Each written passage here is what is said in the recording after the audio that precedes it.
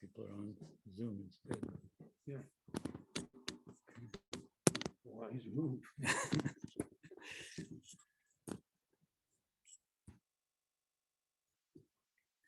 Okay, good to go.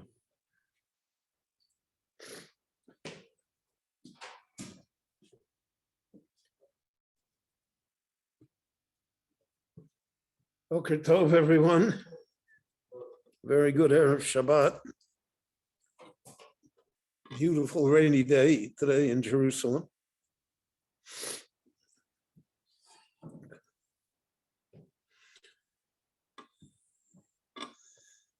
In this week's Parsha,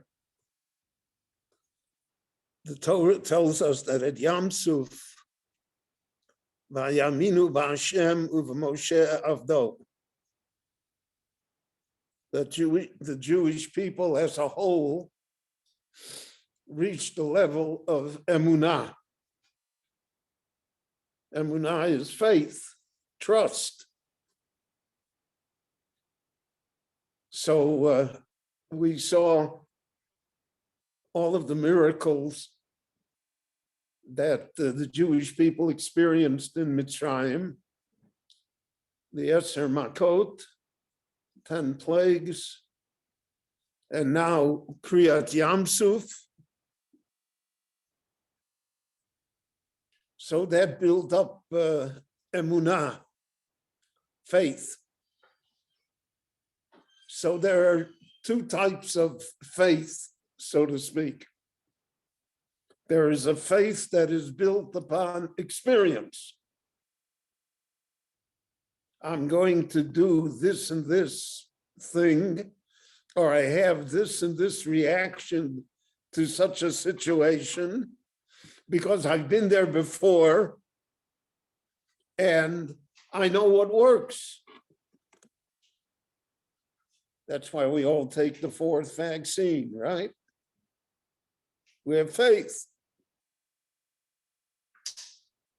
I think if you're around to take the 4th vaccine, so then that proved that the first 3 must have worked. So there's a faith based upon, it's called a faith of experience. It happened to us. And somehow we overcame it.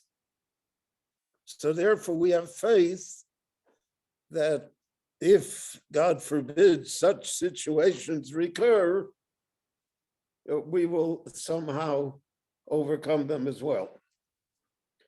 But there's a second level of faith, which is even deeper. That we are faced with an experience that we never had before. And we never overcame it. We don't have that in our arsenal. And yet we have faith that somehow we will not only survive, but we will triumph. That things will work out for us. So that's a different emunah. That's a different level of emunah. Now, in all of our prayers and in all of our mitzvot, we're dealing with the first type of emunah. Emet ve'emunah, chok v'lo yavor mitzrayim galtonu. That's always experience. We're always relating back to our historical experience. And so to speak, just as we were able to overcome Egypt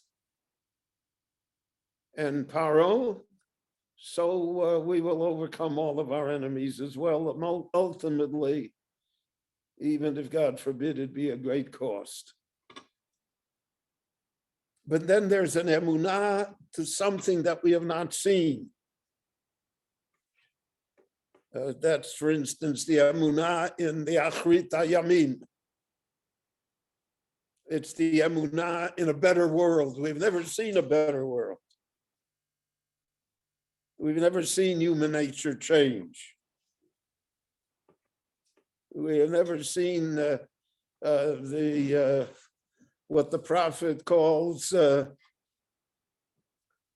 Lo yisa goy el goy cherev v'lo yilmedu ol milchama. We have no experience as to the absence of conflict. And yet we have faith, whether we call it the Messianic era, whatever phrase we want to use, we have faith that such a time will come, even though we have no experience upon which to base this.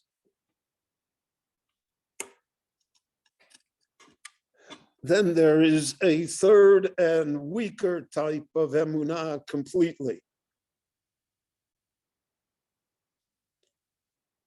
And that emunah is based upon what a positive trait, self-confidence. I believe in myself. I believe I can be successful. I believe that, I know what I'm doing.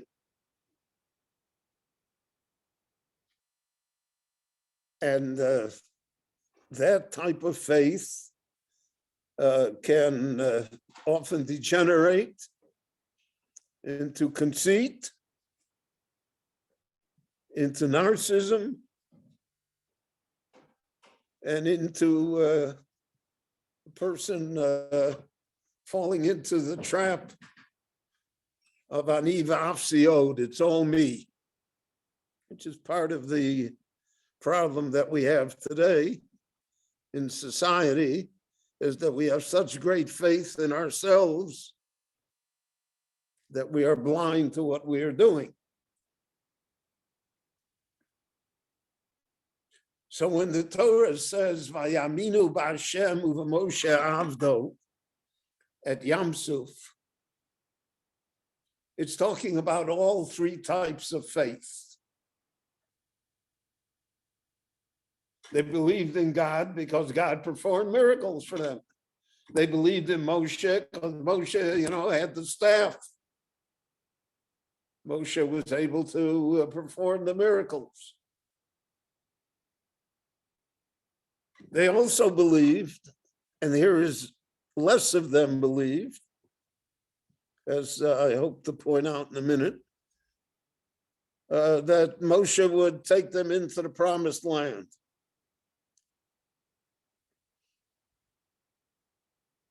That he had the ability to do it.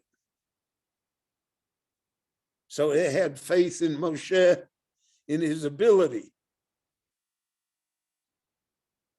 And then finally, they had faith in themselves.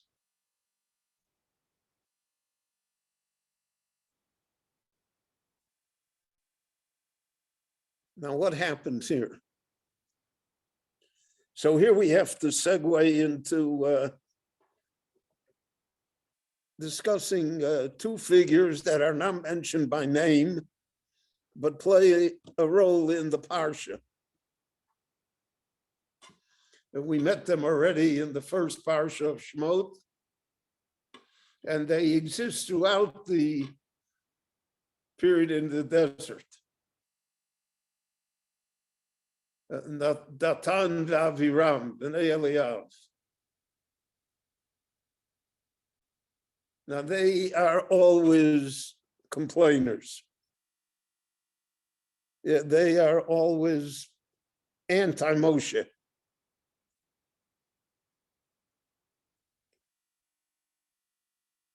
They are the instigators at Korach. They will be destroyed. The earth will swallow them up. But they're the ones that informed on Moshe. In this week's Parsha, when the moon falls on Shabbos, and Moshe says, don't go out, they went out. Moshe says, don't leave over, and they left over, and the worms got to it. They are the negative aspect that always exists within every society. There are people who sole mission in life is to complain, to say it's no good. Many times they are motivated by what they think to be positive ideas.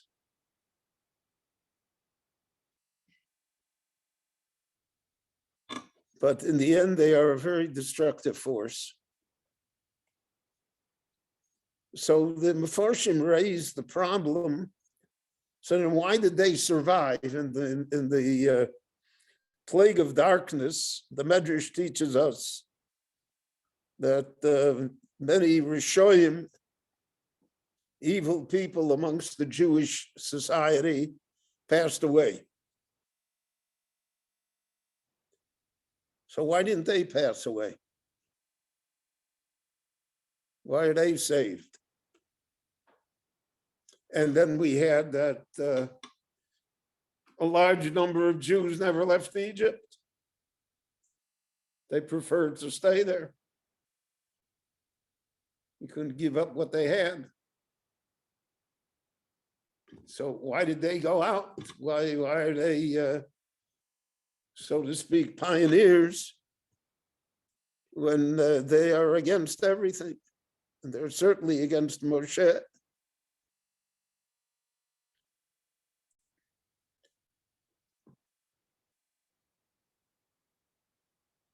Some Sofer and others discuss this. They point out to a medrash that Dathan v'Aviram, amongst the Jewish people themselves, there were layers, there were classes of people. That's true in all persecuted people. The nation may be persecuted, but amongst those who are persecuted, there are those who are at a higher level than those that are at the bottom of the rung. Even in the concentration camps that existed. So Dathan v'Aviram, they are from the tribe of Reuven. The tribe of Reuven is a dissatisfied tribe. Reuven was supposed to be the Bechor. He was supposed to be the premier tribe. Reuven Bechoriato, Reishis Kolchi, Reishis Oni. And it was taken away from Reuven. It was given to Yosef and later to Yehuda. So the tribe of Reuven is a dissatisfied tribe. Anyone who feels that they have been dispossessed of something that they were entitled to always has that feeling. That's human nature. It's very hard to overcome that. So we say, I didn't lose the election, it was stolen. Or I didn't lose my business, it was, unfair competition. Or the system is rigged against me. Or it's because of my appearance or my education, whatever. There's always a reason. And therefore that creates an automatic frustration and dissatisfaction. So Dathan v'Aviram come from the tribe of Reuven. We will see later, the tribe of Reuven will say, we don't want to go to Eretz Yisrael. We're going to go to Eber HaYarden. Because we don't want, it's a very deep psychological thing here, but it something that exists. We don't want the shame that Yerushalayim should be in Shevet Yehuda and Shevet Binyamin, and we don't have it. We're the first. So it's better for us that we will stay east of the Jordan. Better for us. We find that the famous Haftorah regarding Yiftach. So he ends up being the judge, the leader of the Jewish people. He makes war on Melech Canaan and he wins. But the story is he said he was dispossessed. His brothers, his mother was he was from a different mother and they threw him out. And therefore he's not interested in cooperating with them at all. He doesn't want to have any connection with them.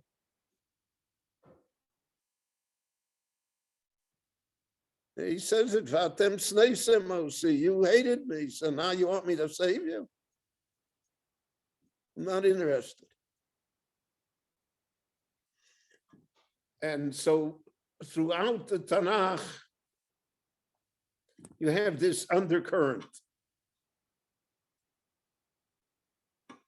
that dissatisfaction arose because they felt that they were treated unfairly.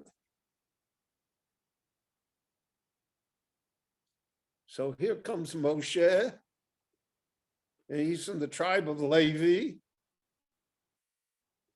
who is the third brother, not the first. And they say to him, Bisomcha leish shofet, who made you? We're from Reuven. You're from Levi, so who made you that? Why does it belong to you? And that's what their complaint will be later with Korach against Aaron. Again, Korach there are three sons to Levi: Gershon, Kohath, and Merari. And Kohath has also sons. So we're entitled first. Well, you're the youngest son. You're not entitled. How come it's you? So there's a level here of dissatisfaction, which causes their faith in Moshe to be of an inferior kind. They believe that Moshe can do miracles, and they believe that he could take them out of Egypt. They believe all of that, but they don't believe he's entitled to do that. They don't believe that somebody else could have done it too. If you would give me my chance, Dathan Vaviram said, we would have done it. And you usurped it.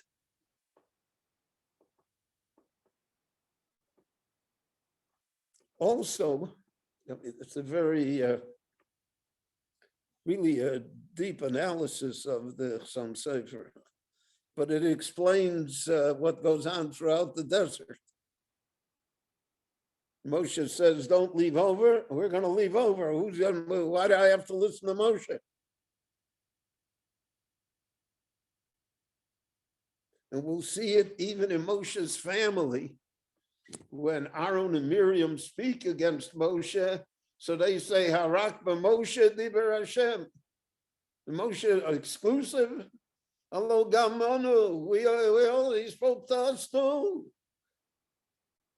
Doesn't belong to Moshe. Because again, Aaron is older. Miriam is older.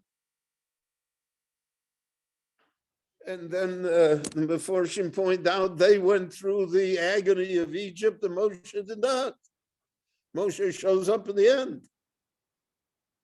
What happened to him in those 60 years, etc., that's a different topic. But he comes at the end, he performs the miracles, and he's where, what, why? How about us?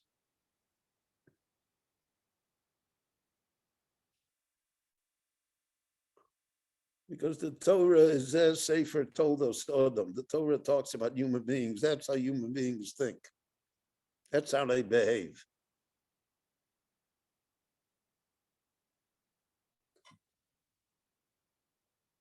And it takes a great deal of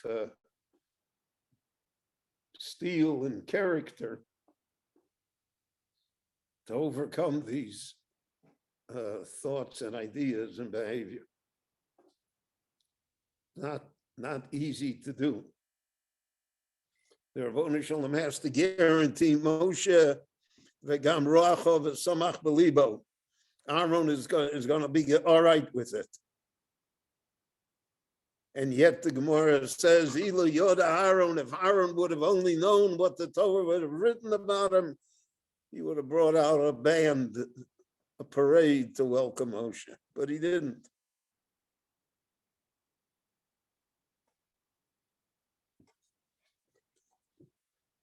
Another point here.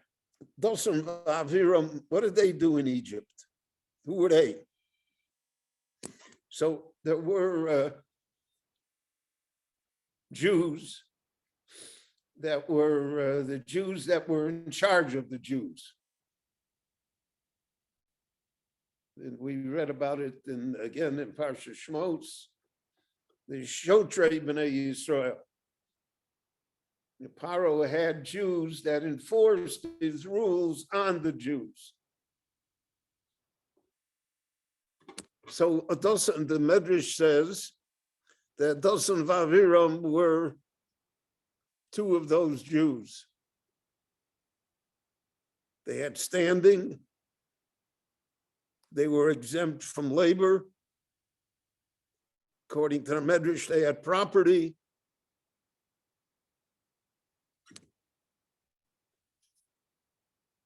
So the Mefarshim point out that that's why they always said, "Nitna rosh v'noshuva mitzrayim." Let's go back to Egypt. I was better off in Egypt. The Jewish people may be better off getting out of Egypt, but I was much better off. The Jewish people may be better off having a state in the land of Israel. But I'm better off being, in wherever I am. It's better for me.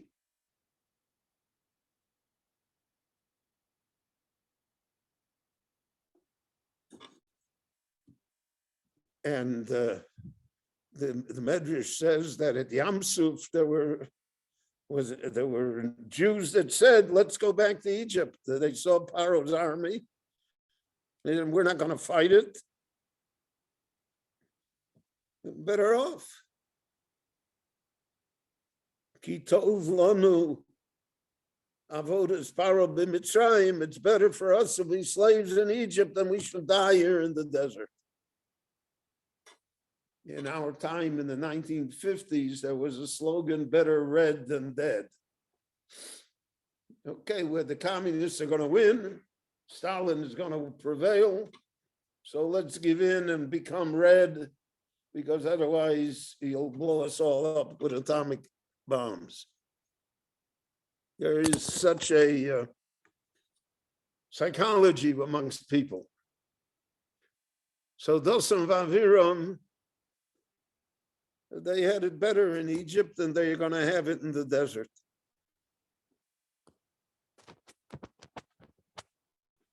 In the desert, they will have lost their status. And that will especially happen when Moshe chooses the tribe of Levi. It becomes Levium. He chooses Aaron, his family, to become the Kohanim. And they have elections for the Nesiim, who are the heads of each tribe. Dathan and Aviram are never appointed the heads of the tribe of Reuven. In Egypt, they were, Lieutenant Dathan. Here, it's just plain Mr. Dathan. So they resent that. They find it hard to deal with that. So if they're such bad people, what's their saving grace? After all, there was a saving grace. They went out from Egypt. They hang around. The Lord doesn't destroy them after the moon, after everything that they say and do. They're still around.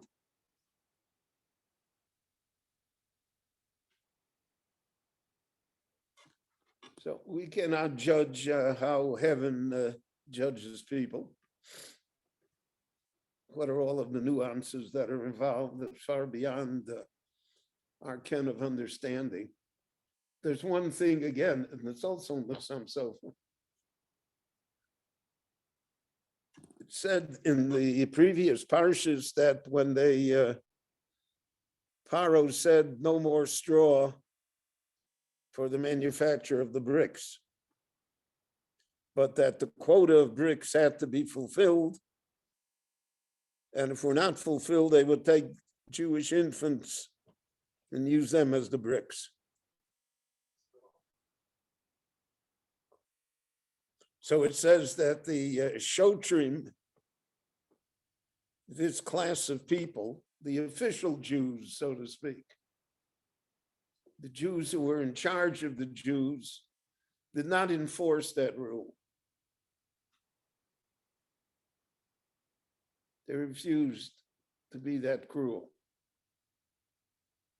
So it says Vayuku. So they were taken and flogged for not enforcing the rule. So Dathan and Aviram were whipped because they did not enforce the rule of Paro against the Jews. So the Meforshim say that was their saving grace. They're willing to absorb blows rather than commit such an atrocity against their own people. And therefore they're preserved because they have this saving grace.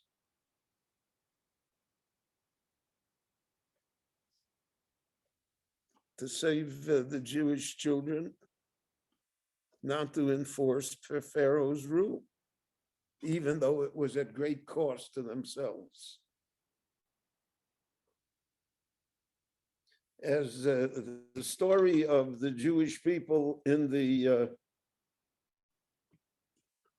Soviet Union becomes more and more transparent, and we have better awareness of what really was going on, sift through all the propaganda that we were subject to. So there were a great many Jews that were commissars that worked for the Russian government. There was a special section of the Communist Party apparatus called the Yevsektia, dealing only with the Jews. They're the ones that destroyed the Jewish religion, persecuted the rabbis, did everything.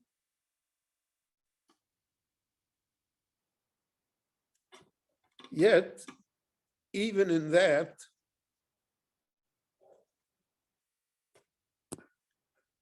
there were moments when the hardened Jewish communist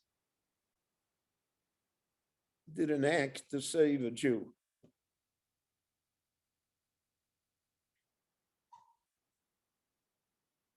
So I knew, I had the honor of knowing and studying with a great Rav from Toronto, Greenwald was his name, who was a Holocaust survivor, but he was in the Russian Gulag.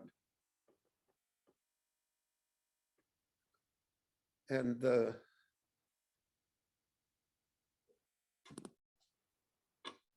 we became very close. He used to come for the winters. He was ill. He had a bad heart condition. So we spent the winters in Miami Beach. And we used to learn together every morning. And it was a great experience for me.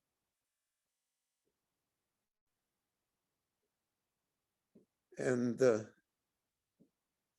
he told me the following story. I once asked him, how did he get out? How did he survive?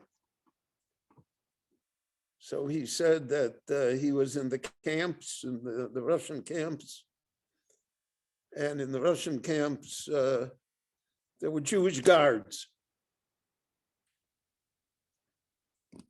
And one of the guards once said to him, you know, I know you're a rabbi. He said, you know, he always tried to eat kosher, never ate their meat. And he tried to keep it to whatever mitzvahs he could. Unbelievable circumstances. He said, I know you didn't do anything to be, you know, you're not an enemy of the people. So why don't you write a letter?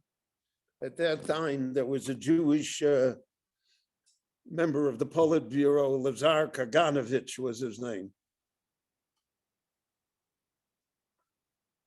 Write a letter to him and tell him, you know, I'm innocent and I didn't do anything, get me out of here. So he said he was wary of doing that because of the fact that if you wrote a letter to somebody and without permission, they tacked on another 25 years. But he said I was weak and I felt I wasn't going to make it anyway. So I wrote that letter. I knew Russian and I wrote the letter to Kaganovich and I gave it to this guard who promised that somehow the letter would get to Kaganovich.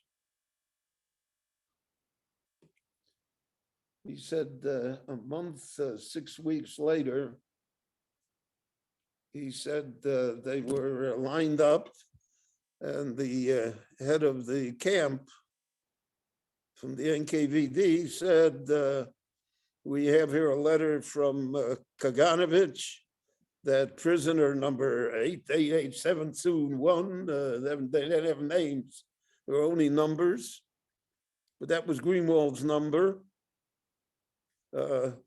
Should step forward. So he thought he's going to get shot for writing the letter. Stepped forward. He said, we have orders from Kaganovich to release you, to send you to Romania, where you came from. But the warden said to him, I will not release you until you tell me, how did you get to Kaganovich?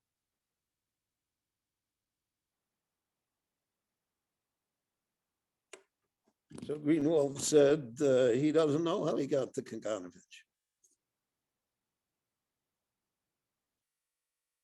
He said he never met Kaganovich in his life. He doesn't know. He said, and this went on for a few hours, and then the captain saw that he wasn't going to tell him anything. So they took him and they put him on a train. And when the train crossed the Romanian border, they threw him off the train. He had both arms broken.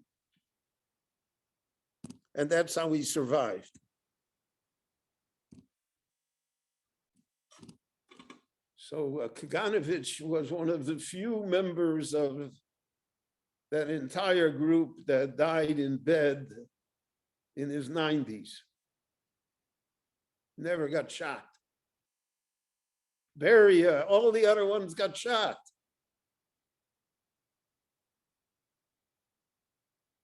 So he told me, Rabbi Greenwald, the Seicherov, he said, that's why he didn't get shot. He said he was a Russia, he was a murderer, he was everything that you say.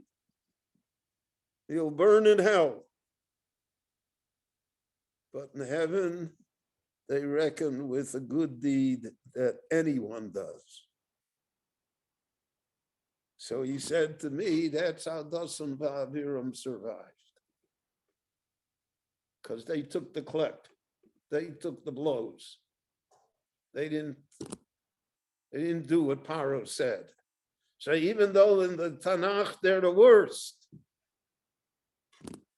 but heaven spared them so that they would see the miracles and be part of Yetzias Mitzrayim. There's a significant lesson in that. But the main lesson is that heaven judges differently than we do. And therefore we should be more reticent in our judgment of people, because there are a lot of nuances, there are a lot of things that we're not aware of, but that are essential. And that belongs into the category of Vayaminu B'Hashem Uva Moshe Avdo. I want to wish you all a good Shabbat, stay dry and stay healthy. Dedicated to John and Phyllis Graham for the This lecture was dedicated by John and Phyllis Graham Batya Bat Avraham Leib. in memory of Batya Bat Avram Leib, and it should be a schus for the neshama. Kol Tuv Selah. Kol Tuv. Shabbat Shalom. Shkoyach. Okay.